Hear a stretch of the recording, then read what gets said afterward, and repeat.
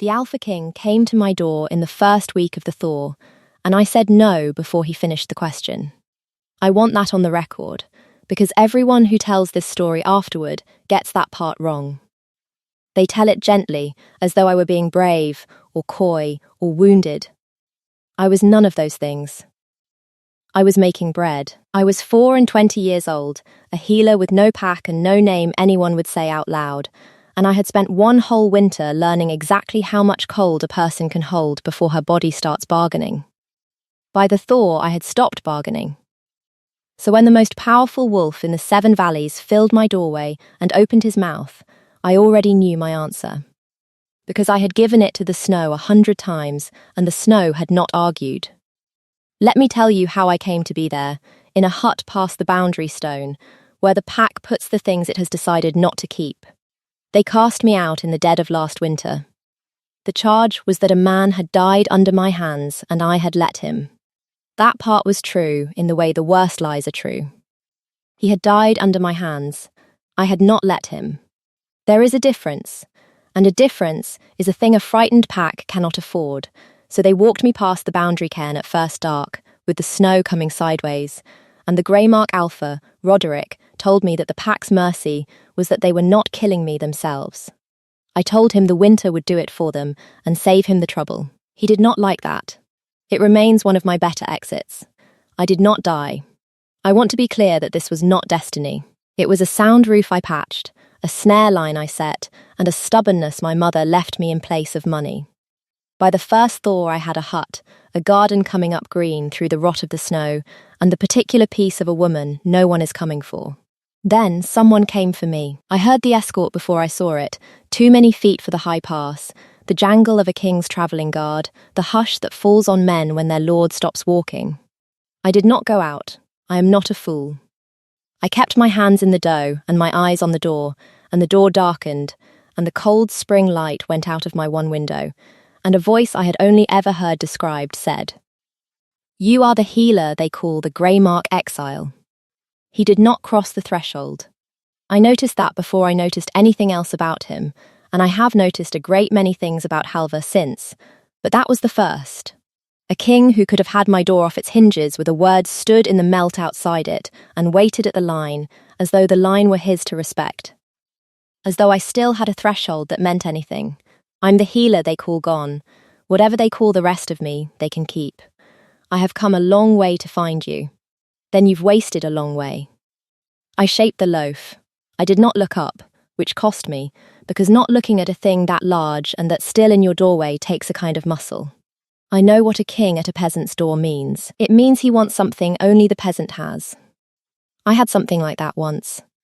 It is the reason I make bread alone past a boundary stone. So whatever it is, no. There was a silence with weight in it. You haven't heard the question, he said. I've heard the shape of it. Now I looked. I will not pretend I was unmoved by the look of him. That would make me a liar. And the whole point of me is that I am not one. So I will tell you what I noticed instead of how my pulse behaved, because that is the truer thing. I noticed that he was dressed for war and carrying nothing. I noticed a younger pup peering from behind the guards, all enormous eyes and a too-thin face, who should not have been on a king's hard road. I noticed that the king of the 7 valleys, the wolf the songs are about, looked at a woman covered in flour as though she were the first warm thing he had seen in a year. The answer is going to be no in every shape. Save us both the daylight. He inclined his head, which I did not expect. Then he made camp in my valley, which I expected even less. This is the part the songs get wrong too. They make it grand. It was a king and his guard pitching tents a respectful distance down the slope from a one-room hut, a healer pretending through her window she could not see them, and a thaw coming on so the whole world dripped and ran and smelled of waking earth. He did not knock again that day. He sent a gift. The gift was a side of cured venison, which was sensible, a bolt of court blue wool, which was not. What does a woman past the boundary stone do with court blue wool? And a letter in a hand so careful it must have been copied twice, formally requesting the honour of my conversation at a time of my choosing, with 3 proposed times and an alternative if none suited. I sent the venison back. A person does not take meat from a man she intends to keep refusing. It muddies the books. I kept the wool, because I am not a saint and the nights were still cold. The letter I read 4 times, and then I stood in my doorway and called down the slope, "Your spelling is better than your judgment, your grace," and went back inside, and did not come out, and felt, for the first time in a year, something move in my chest that was not the cold rearranging itself. He was, I would learn, courting me. He was doing it the way a man lays a siege, supply lines, staged advances, a written timetable. It was the single most ridiculous thing I have ever been subjected to, and I have been subjected to a winter alone. It would be a long time before I understood that a man courts you with a campaign, when a campaign is the only language he has ever been allowed to grieve in. The pup came across the threshold on the 3rd day, because pups do not read boundary stones. I came back from the snare line, and he was simply inside, curled in the warm by my banked fire, a scrap of a thing, 4 years old at most, watching me with Halvar's own grey eyes, set in a smaller, hungrier face. When I crouched, he did not flinch the way I expected a pup to flinch from a stranger. He crawled into my lap as though he had been looking for it, pressed his cold nose to my wrist where the pulse is, and sighed the enormous sigh of a creature that has found, against all sense, a place to put down its weight. "You are not supposed to be in here," I told him. "Nobody is," he agreed, with devastating 4-year-old logic, and fell asleep. His name was Pell. He had stowed away on a King's War road because the alternative was a hall full of people who handled him carefully and loved him from a distance. I did not know yet what he reminded them of. I only knew that he ate like the starving and slept like the safe, and that within a week he called my hut home and called me nothing at all, because the name he wanted to use was one he had been told not to want. I let him stay. That was my second mistake. If no is a thing you can be wrong about. A woman can hold a line against a king. Nobody holds a line against a small boy who has decided you are his. It was the pup who got the king across my threshold in the end, and not on purpose, and not the way you'd think. Pell took a fever on the 9th day, the hard kind that comes up the spine, and I did what I am, I worked. And somewhere in the long bad night of it, fever frantic, the boy started crying for someone. And the someone was at the bottom of the slope, and I had a choice between my principles and a child who could not breathe. And I have never in my life chosen principles over a child who could not breathe. So I opened my door, and I crossed my own threshold for the first time since the thaw, and I went down the dark slope to a king's tent, and said the only word I had sworn never to say to him. Help. He came up the hill at a dead run. He came into my hut without being asked, the first man to do it, and I found I did not mind, which unsettled me more than the fever did, and he went down on his knees beside the pallet and took that small burning hand in both of his and said, "Pell, Pell, I'm here," in a voice stripped of every kingly thing, and the boy quieted at the sound of it, the way only blood quiets to blood. I saw the king of the 7 valleys hold a sick child the way you hold the last of something, and I saw the boy's grey eyes, and the king's grey eyes, and the shape of a grief that had been standing at a respectful distance for a year, and I understood that I had been refusing the wrong question the entire time. The fever broke toward dawn, and Pell slept clean. I spoke first, over the boy's head. "He's not yours. He's too like you to be yours. A man's son favours his mother enough to bear it. This one is a copy of a copy." Halvar did not look up from the boy's face. He is my brother's son. Leif's. His thumb moved once across the small knuckles. Leif is dead. I'm sorry. You should not be. He looked at me then, and there was no campaign in it, no timetable, no careful copied hand. He died last winter in the Greymark Hall of a wound that went bad, and the healer who could not save him was driven out across the boundary stone into the snow to die for it. The fire popped. I have spent a year, healer, telling myself I came over the pass for the truth of how my brother died. I am a poor enough liar that it took a 4-year-old crossing your threshold to show me I came, because my wolf has not been able to settle since the night I heard there was a woman alive at the top of the world who had held my brother's life in her hands. I do not know yet whether to thank you or hang you. That is the question you have been refusing. Now you have heard it. So, there it is. The man I had been turning from my door was the brother of the man I was exiled for failing to save, and he had crossed the 7 valleys not knowing if he was coming to a saviour or a murderer, and his dead brother's child was asleep in my lap with my fingerprints all over his fever. I should have been afraid. I have told you about fear and stubbornness sharing a room in me. The stubbornness stood up first, then I'll tell you how your brother died, and you can decide which rope to reach for. Lief came to me with a sword cut 3 days old and already turning. 3 days, Your Grace. A clean wound becomes a killing one in 3 days only if someone keeps it from being cleaned. I opened it, I drew the rot, I sat with him 2 nights. On the 3rd, someone brought him wine I did not pour, and by morning the fever had a friend in his blood it should not have had, and he was gone before midday, and by dark I was the one walking into the snow. I held his eyes the way I had held Roderick's. I did not kill your brother. I was the only person in that hall trying to keep him. I know, Halvar said. Of all the things I had braced for, I had not braced for that. I have read the Greymark accounting 4 times, he went on, and now the careful hand made sense. Now the whole copied twice precision of the man made sense. He was a creature who reread things until they confessed. It does not add. A healer blamed and exiled inside a single night, before any moot, before any witness was called. Packs do not move that fast unless someone needs a door shut before anyone thinks to look behind it. He rose.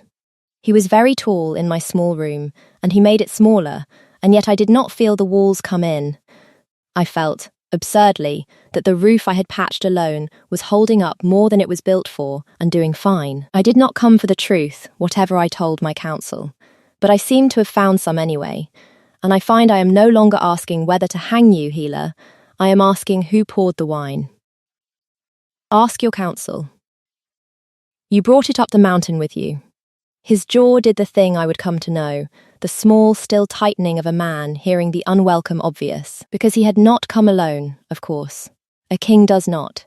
He had brought his guard, and his physicians, and his second, the man who managed his correspondence, and his calendar and, it would turn out, a great deal else. The man who had so helpfully known which path to take to find the Greymark exile. The man named Osric, who was at that moment asleep in a warm tent at the bottom of my hill, having steered his grieving king across 7 valleys to the one witness who could unmake him. But I am ahead of myself. We did not know that yet. We only knew the books did not add, and that a child was sleeping between us, and that the sun was coming up green and wet over a world that smelled like beginning, and that I had let the king of the 7 valleys across my threshold, and had not.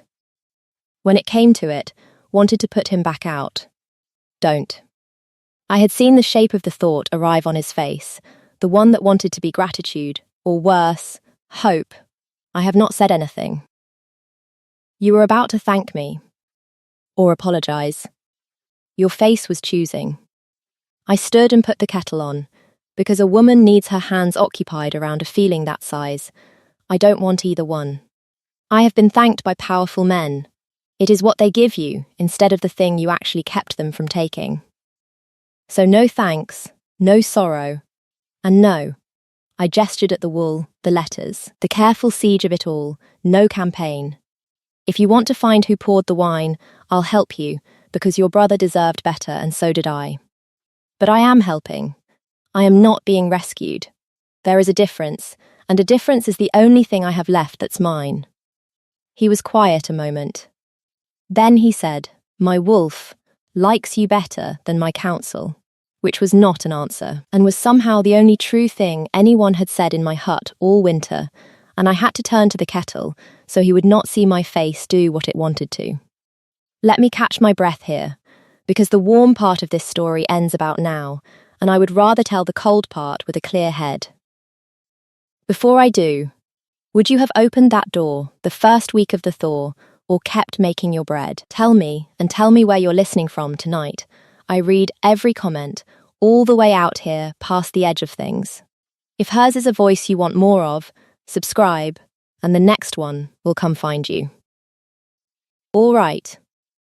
Word travels even past a boundary stone. Within 3 days, the Greymark pack knew their king was camped on the Exiles' Hill, and within 4 they had a new story. And the new story was the obvious one, the witch. It is always the witch. A king does not pitch his tents below a cast-out woman's door for a fortnight, because the books do not add up. A king does that because she has bewitched him, has put the exile's eye on him, has reached up out of the snow she was rightly buried in, and hooked her claws in his good and grieving heart. Roderick himself came up the pass with it, and a moot at his back, and the bold nerve of a man who has decided that doubling a crime is safer than admitting it. "Step away from her, your grace," he called up the slope, loud, for the moot to hear. "She has worked on you. Look at you, sleeping in the cold under her window like a hound. The kindest thing now is to put the creature down and break the working, and the pack will swear it was mercy." I came out before Halvar could answer, because it was my hill, and because I have a constitutional inability to let a man like Roderick have the last loud word. Mercy, the moot quieted to hear the witch speak. They always want to hear it, the way you want to look at a wound. You called it mercy in the snow, too, when you put me out to die without a moot. Funny, I keep being offered the pack's mercy, and it keeps looking exactly like the pack's convenience, wearing a clean shirt. I came down to the boundary cairn, the stone they'd walked me past a year before, and I put my hand flat on the cold top of it, where the whole moot could see, and I did not cross it. Because I would cross that line on my own day, or not at all. I worked no eye on your king. I set his nephew's fever. I told him the truth your books are too frightened to hold. If that is witchcraft, Roderick, then your hall has been starving for witches, because the gods know it has been short of healers and honest men both. It landed. I felt it land in the moot, the way you feel a current change. But Roderick had not climbed a mountain to be corrected by a woman he'd already buried once, and his hand went to where a hand goes, and the moot tensed, and for one bright, cold breath I thought I had finally, genuinely, talked my way to my death.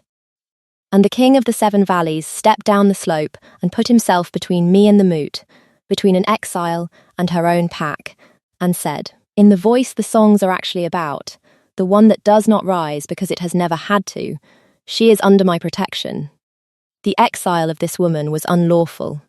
There was no moot, no witness, no accounting that holds. It is overturned, here, before all of you.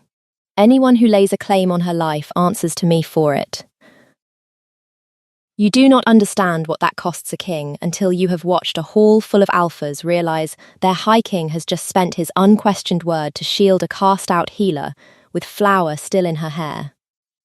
I watched it cost him. I watched the moot do the arithmetic, that the king had bound his own authority to a witch's fate, that if she fell, he fell with her. And I watched Roderick's face change from fury to something far more dangerous, which was calculation. And down at the bottom of the hill, outside the king's tent, I saw a quiet man in a steward's grey, watching all of it with his hands folded, taking the measure of exactly how much his king had just put within reach of one well-poured cup. I should have known him then. I had been so busy with the loud danger that I missed the still one. That is the oldest mistake there is, and I am a healer. I of all people should know that the wound that kills you is rarely the one making the noise. That night Pell slept between us by the fire, not because anyone arranged it, but because a 4-year-old arranges himself, and he had decided his 2 warm things would be on either side of him, and that was that.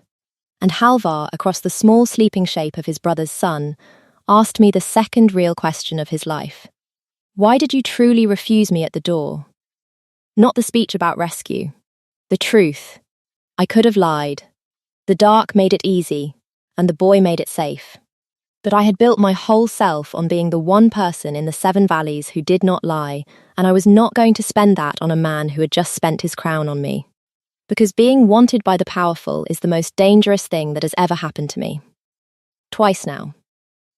The first time, a pack wanted a healer until they wanted a scapegoat more. And the wanting turned in my hand like a knife. So when a king filled my door, I heard the wanting and I flinched from it before I could even see your face, because I have learned what it costs to be the thing a powerful man needs. It is not the same as being the thing he sees. I looked at him over the child. You came up this mountain needing a witness, or a savior, or a murderer. All of those are uses. I am tired down to my bones of being a use. He was quiet for long enough that I thought he had let it go.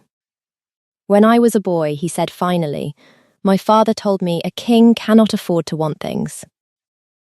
He can only need them, because need can be defended to a council, and want cannot. I have run a kingdom on that for 30 years. His hand found the boy's hair in the dark. I told my council I needed the witness. I told myself I needed the truth. I am telling you, because you do not permit lies in this hut, and I find I have stopped wanting to tell them anyway, that somewhere on the third valley I stopped needing anything, and started, for the first time since I was a boy, simply to want. I want to know you. Not for the wine, not for the witness, not for the song. I have no defensible reason, and I have come 7 valleys to give you the indefensible one. The fire was almost out. That is the difference you keep talking about. I finally see it. I am not here for the use of you. I am just here. I did not say anything. There are moments where saying anything would be a smaller thing than the silence, and I had spent a year learning the worth of silence. But I reached across the sleeping boy, in the last of the firelight, and I put my hand over the king's where it rested in his nephew's hair, and I left it there, which from me, that night, was the loudest thing I had ever said. It would have been a good place for the story to turn warm and stay there. The quiet man at the bottom of the hill had other plans. Osric made his move at the reckoning moot, the one Halvar called to put the truth of Leif's death before the assembled packs, and lift my name in front of the same valleys that had buried it. It should have been my vindication. It was very nearly all our graves. The king rose to speak in the great moot ground, the standing stones and the whole of the 7 valleys alphas ringed around, with me at his side, not behind him, at his side which the packs were still choking on, and Pell on my hip, because the boy would not be parted from me, and Halvar lifted the grey mark accounting to read aloud the gaps in it, the 3 days, the wine no one would own. And his second, his trusted Osric, stepped forward with a cup of his own and the smooth grief of a man who has rehearsed his lines, and said, Your Grace, before you shame these loyal packs on a witch's word, drink and steady yourself, for this is hard hearing, and held out the cup, and it was such a small gesture, such a servant's gesture, the steward easing his grieving lord, that not one alpha in that ring saw it for what it was. I did. I had spent 2 nights a year ago watching a wound turn from a poured cup. I knew the particular way a man holds a thing he is lying about. And I knew, in the half-second before the king's hand closed on it, with a certainty that went through me like the cold off the boundary stone, who had poured the wine for Leif. Because a man only learns that smooth, grieving, helpful pour in one school, and he practices it on the brother before he perfects it on the king. I did not have time for a speech. I have given you enough of my speeches. This is the one moment I had none. I knocked the cup from the king's hand with the boy still on my hip, and it spun away across the stones, and Osric, gentle, careful Osric, moved the way still men move when the stillness was only ever a held breath, and the blade that came out of his steward's grey was meant for the king's throat, and I was already between them, because that is where I had put myself, and it went into me instead. I will not dress it up. It went in below the ribs, and it was the worst thing I have ever felt, and I have felt a winter. I went down on the cold stone with Pell screaming, and my own blood startlingly warm on my hands, the same hands they had blamed, and somewhere very far above me the king of the 7 valleys made a sound I have never heard a man make before or since, and I felt it. That is the part I cannot explain to anyone who has not lived it. I felt his terror come down the length of a bond I had spent a year refusing, as though my refusing had never once fooled the thing itself.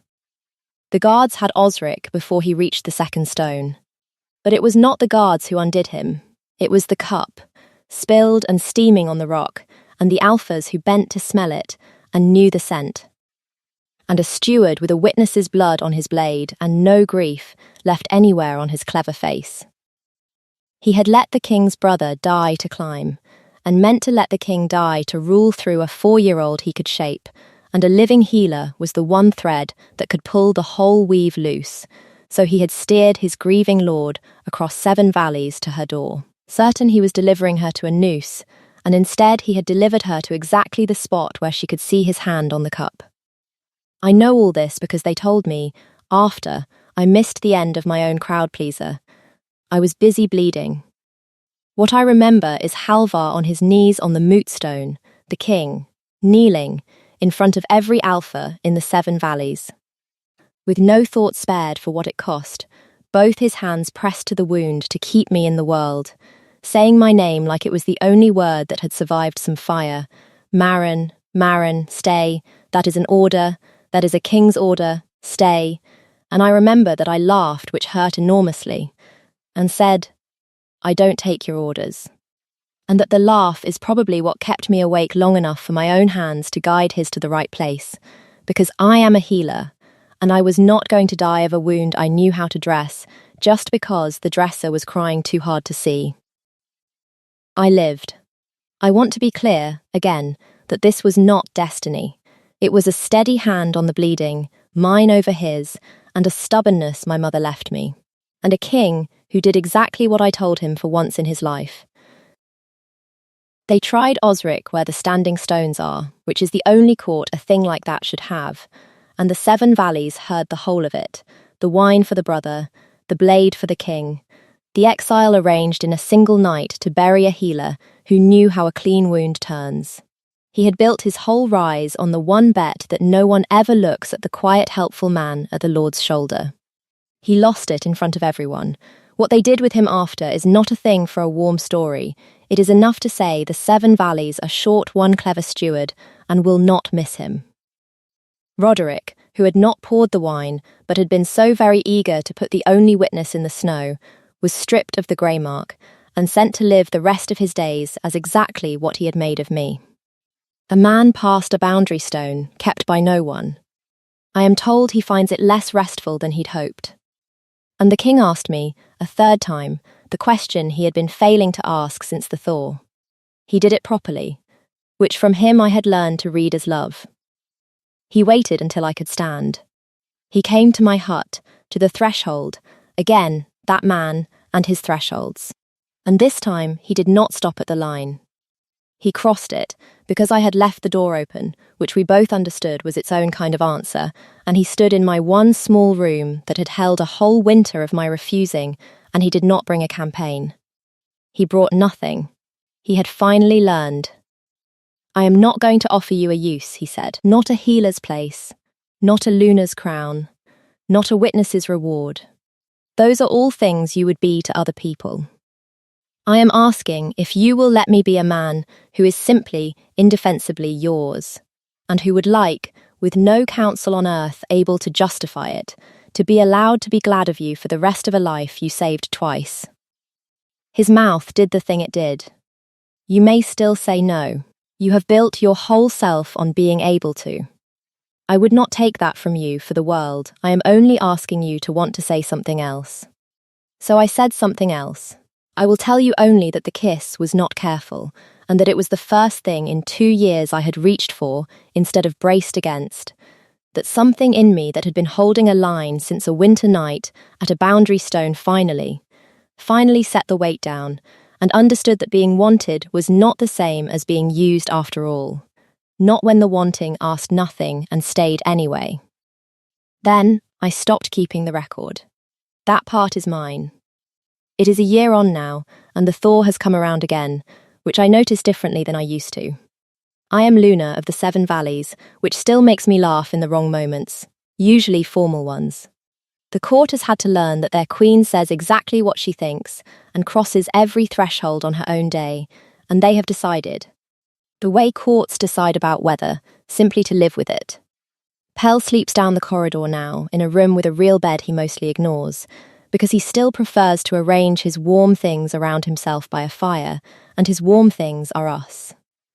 He calls me the name now, the one he was told not to want. He tried it out small and sideways one morning over porridge, watching my face for whether it was allowed, and I told him it was the only thing in this whole castle that had ever been his by right, and he has not stopped using it since, mostly at top volume. A letter came from the Grey Mark last month, the pack, not the man. A new young alpha asking, carefully, whether the Luna might ever consent to send a healer to a hall that finds itself short of them. And honest men both. I have not decided. I keep the letter on the mantel, unanswered. The way you keep a door you have not yet chosen to open or close, and some nights I catch Halvar looking at it, and looking at me, and saying nothing, because he learnt long ago that I will cross that line on my own day or not at all, and that the waiting is the whole of how he loves me. There is a threshold at the front of the great hall, worn smooth by 1,000 years of wolves crossing it as though it were nothing. I crossed it the first time as a cast-out healer with a king at her back and a child on her hip and a knife wound barely closed, and the whole court held its breath to see if the exile would falter at the line. I did not falter. I have been put out of one door in my life, in the snow, in the dark, and I learnt the only thing worth learning from it, which is this: a threshold is not a thing that is done to you. It is a thing you decide to cross. I said no to a king once. It is still the proudest yes I ever gave. So tell me, would you have opened the door that first cold week of the thaw, or would you have kept making your bread and let the most powerful wolf in the 7 valleys waste his long road? Be honest. Tell me in the comments, and tell me where you're listening from while you're at it. I read every one out here at the warm end of a very long winter. If you want to be there when the next one comes looking, subscribe and leave your door open just a crack. Moon and Iron, her side of it, all the way through.